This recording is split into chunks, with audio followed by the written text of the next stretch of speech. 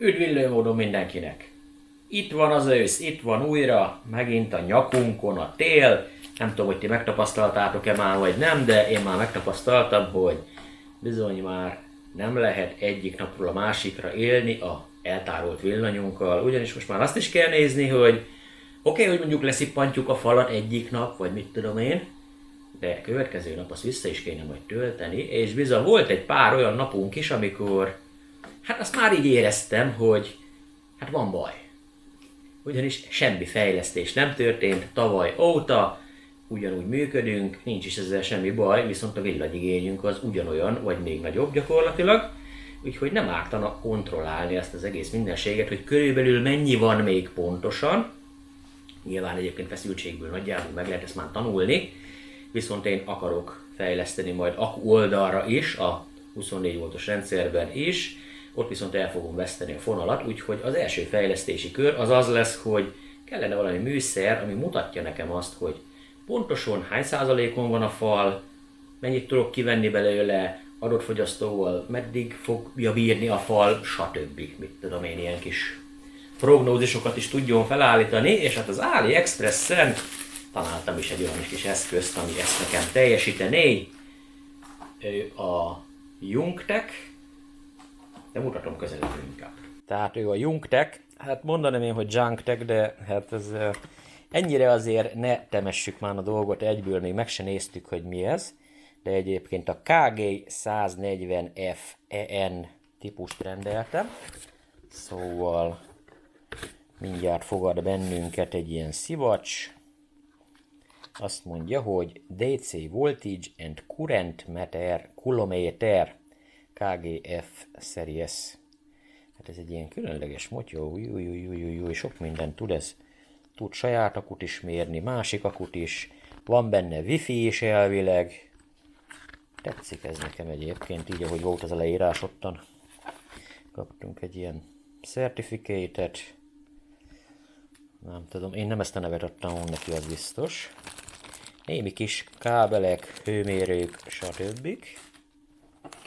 Egy darab ilyen valami telefonzsinórra emlékeztető valami, hát ez a kijelzőt fogja ugye összekötni nyilvánvalóan az egységünkkel. Itt az egység. Egységben az erő. Ugye ő itten mindenféle dolgokat fogad, tehát ide adunk neki villanyt, LS485-ös link, displayt ide tudjuk kötni, kimenetkontrollálás, ugye áramérzékelés, hőmérsékletérzékelés, stb. Ott fenn még egy ledünk is van rajta, alul egyébként semmi nincs, csak annyi, hogy KG140F EN. Hát igen, itt vannak ugye a dolgok. Ugye amihez nekünk kell, hát nem ezek a csavarok, hanem inkább ez lesz a mi dolgunk. Hát kell egy sönt. Nincs mese, sönt kell. Elég masszív. Na azért vannak rajta csatlakozók úgy rendesen, ugye ezt nyilvánvalóan összekötjük majd ezzel. Megvan hozzá megfelelő kábel. És mivel, hogy jó hosszú kábelt kaptunk hozzá, éppen ezért itt lesz a vezérlésünk. Egy szép gombok vannak rajta. Itt nincs semmi gyakorlatilag, és fóliás. Hátul egy szem csatlakozó, kész. Ennyi.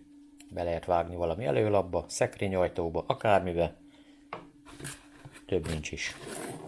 Tudjuk mérni ugyanazt az akut, mint amivel megtápláljuk a mérőkét, de akár az a módszer is járható, hogy egy külön akúval tápláljuk meg a mérőkét, és egy másik akut mérünk vele. Gyakorlatilag én most ugye azt a változatot csináltam, hogy itt van egy 24 voltos kis akupakkom, és gyönyörűségesen összevezetékeltem. Nem kell nagy dolgokra gondolni, itt van ugye a kijelzőnk, ezt összekötjük a kábellel, itt van a söntünk, ezt összekötjük szintén, még a hőmérséklet szenzort is csatlakoztattam, és ugye a hozzá kapott kis konnektorba, ugye ide a pozitívat majd be kell neki adni ahhoz, hogy üzemeljen a készülék. A pozitívat az akuról egyenesen viszem be a fő kis megszakítómba, amiből megyünk tovább a töltőpont és merítőpontra lényegében. A negatívat azt pedig beviszem a BAT- feliratba, a load- feliratból pedig fogyasztunk, és ugyanitt fogjuk tölteni is. Töltésről majd ezek is állítható tápegység fog nekünk gondoskodni. Alapvetően ugye most maximumra van csavarva, de nézzük akkor, hogy működik a készülék. Ez itt az igazán érdekes. Tehát csatlakoztatom, itt elkezd villogni a run, és már itt is vagyunk technikailag. A kijelzőn azonnal látjuk a feszültséget, az aktuális áramot, ami vagy bemegy az akuba, vagy kijön az akuból, aktuális teljesítményt, kilovattórákat látunk, összes amperórát, hátralevő időt, akár töltés, akár merítés irányba, és gyakorlatilag egy belső ellenállást is mér nekünk, hát valamiért ezt most nem méri per pillanat, itt pedig ugye a töltöttséget százalékos értékben. Természetesen, hogy ez pontosan mutasson nekünk, ahhoz legelőször is kalibrálni kell, amit egyébként a Set gomb megnyomásával tudunk megtenni. Első lehetőség a nyelv beállítása. Itt ki tudjuk nullázni az áramokat, nyilván az amperórát, clear data az a kilovattórára vonatkozik, amperóra preset, itt meg tudjuk adni gyakorlatilag, hogy hány amperórás az akunk. Ha nyomok egy okét, meg még egy okét, akkor így tudom szépen állítani. Ez egy ilyen 23 amperórának megfelelő akku. Leokézom mindaddig, amíg így kizöldül teljesen. Amperóra remaining 69% per pillanat, ez nagyjából helyes is. Fényerőssége a kijelzőnek. Low voltage protection, itt tudjuk megadni neki azt, hogy mennyi az alacsony feszültség. És ugye itt is szépen oda tudunk bicegtetni, és akkor már mindjárt ott van, hogy 20 volt. Itt pedig beállítjuk, akkor így is lehet végül is 21 volt lenne nekünk. Ugye 7-es lítium-ionról beszélünk, megyek egyet lejjebb, OVP, Over Voltage Protection. Ez megint ugye arról szólna, hogy mivel 7-esről beszélünk, menjünk csak odébb. 29,2 volt lenne.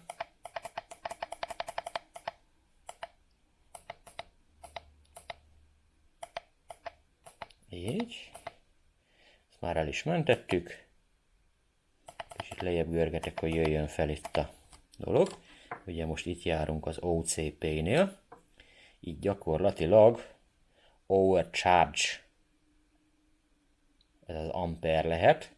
Ugye abban az esetben, hogyha alkalmazunk egy külső relét, amit hozzá lehet a központi modulunkhoz csatlakozni, itt meg tudjuk neki adni, hogy hány amper a maximum, ami itt mozoghat, hogyha azt túllépi, akkor lekapcsolja a relét. És ezek mind ugyanazokra, tehát wattos értékbe, különböző késleltetéseket, hogy mennyi idő múlva lépjen be, stb. Lehet beállítani. Ami érdekes még számunkra az az, hogy a 15-ös voltage scale, az most nullán van, tehát itt tudjuk kalibrálni a készüléket, amennyiben nem mér helyesen szerintünk. Szerintem helyesen mér, de ha nem mér szerintünk helyesen, lehet kalibrálni, az áramot is lehet kalibrálni, és a hőmérsékletet is lehet kalibrálni. Tehát konkrétan, hogy nézzük meg, hogy ha itt nyomok egy okét, akkor itt tudok mínuszolni, vagy pluszolni rajta. Így fogjuk kalibrálni. Most nullán hagyom, mert én szerintem ez jól mér. Itt van maga az address, az a címzés 01-es készülékről beszélünk. Itt megint egy késleltetési idő. Relay mode, ugye az most NO, nincsen. Display communication az on. És van egy restore all, azaz a teljes visszaállításra vonatkozik. Mert mivel nem akarjuk elállítani, nekünk ez most tökéletesen megfelel. Várhatjuk egy 69%, és az amperóra remaining az még 16 amperóra, ugye ezen beállításokkal. Nézzük akkor, hogyha én most elindítok egy fogyasztót, mi történik. Ugye itt jobb oldalt itt van az izzósorom. Konkrétan majdnem 5 amper az, amit most használunk, 133 watt körüli érték, és egyúttal azt is kiszámolja nekünk a készülék, hogy ha így fogom meríteni az akut, ezt 3 óra és 15 perc alatt nulláig fogom meríteni. Most elindítok még egy izzósort. Így már gyakorlatilag 9,8 amperrel merítem, 260 watt körül, és szépen utána is számolt, hogy ilyen merítés mellett 1 óra és 37 perc alatt üres lesz az akku. Természetesen ugyanezt meg tudja nekünk mondani töltésirányba is, ha 10 amperrel kezdem el tölteni, hogy az mennyi idő körülbelül a teljes feltöltődés. És akkor nézzük már még egy érdekes kis kísérletet, ugyebár most itt működünk 9,7 amperrel, 26,5 volton, ez pedig len egy B10-es kis megszakító. Vajon ha felkapcsolok neki még egy izzósort, akkor mi fog történni? Ugye hát az nem titok, hogy 14, valahány amper. De hogy működhetett a falba az a B10-es biztosíték? Már aki követi a csatornát, ugye az eseményeket, többen feltették a kérdést, hogy ez nem működhet. Ez a kis megszakító AC-ra van tervezve. Ez DC-n nem fog leoldani soha az életbe. Tehát nem működhetett konkrétan. De én meg azt mondom, hogy működhetett, mert biza megmelegszik benne a bimetál, és mivel túlléptük a 10 ampert, leoldott.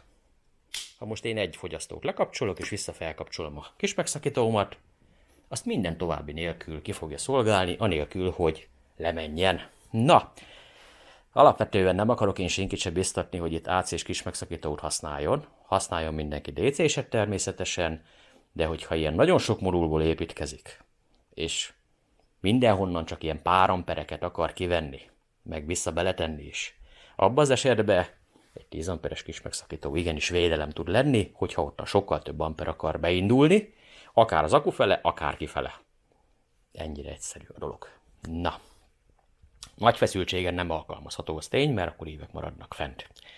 Nézzük ezt a dolgot akkor, hogy én most ezt így leállítom. Itt van ugye a kis tápegységünk, oda van kötve a pozitívam, itt pedig a negatívam.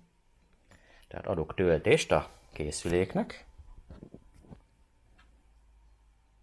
Ebben az esetben láthatjuk, hogy 1,9 amper az, ami befele vándorol, ugyanúgy a idejét mutatja nekünk technikailag, és ilyenkor egyébként a kilowattóránk kezd el nőni.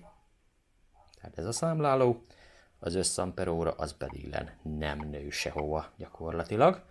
Valami oknál fogva én egyébként ezt fordítva tenném, de lehet, hogy ez még meg is fordítható egyébként, hogy fordítva működjön. Na de mindegy is, a lényeg az, hogy meg van különböztetve, hogy mit töltöttünk be az akuba, és hogy mit vettünk ki az akuból. Eddig nekem nagyon tetszik ez a készülék, és még van egy ilyen plusz feature ennek a készüléknek, hogy van benne Bluetooth. Valamiért Wi-Fi-re emlékeztem, de Bluetooth a valóságban. És van hozzá egy alkalmazás is, tehát telefonon is tudjuk nézni ezt az egész mindenséget, anélkül, hogy oda sétálnák hozzá, ahol majd be lesz építve természetesen. A könyvecskében itt vannak a QR kódok, ugye egyrészt le tudjuk tölteni a használatit, és természetesen az Android vagy az iOS applikációt is. Na, megkísérelem beolvasni a telefonnal ezt a dolgot. Azt mondja, hogy elvileg ugye ide jövök. És hogyha ő oda fókuszált, akkor itt mutatja is nekünk szépen az applikáció, amit kell.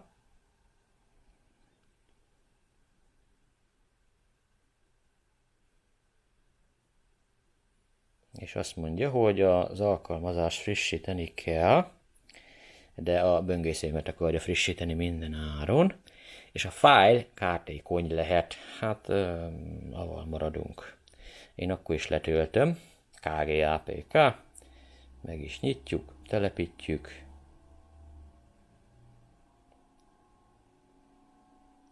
Persze ez megy, az ellenőrzés az megy, de hogy valami jól működjön, azt már nem gyakorlatilag. Nyisd már meg nekem, kérlek. Milyen szép kis kínai feliratokat kaptunk. Hát ez nem semmi. Át is állok egyébként képernyőfelvétel módba gyakorlatilag. Tehát engedélyeznünk kell, hogy hozzáférjen a memóriához.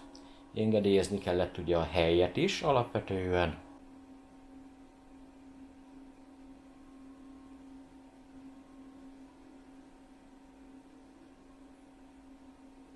Csatlakozott. Kérem szépen. Egyből csatlakozott, itt mutat mindent, mutatja, hogy éppen töltődünk, mennyi watttal töltődünk, tehát teljesen oké. Ja igen, nagyobb, mint a kijelző. Régi a telefonom. 6 óra és 47 perc, mire feltöltődik. Na hát ez így ennyit tud. Itt ilyen különböző görbéket lehet gondolom rajzolni.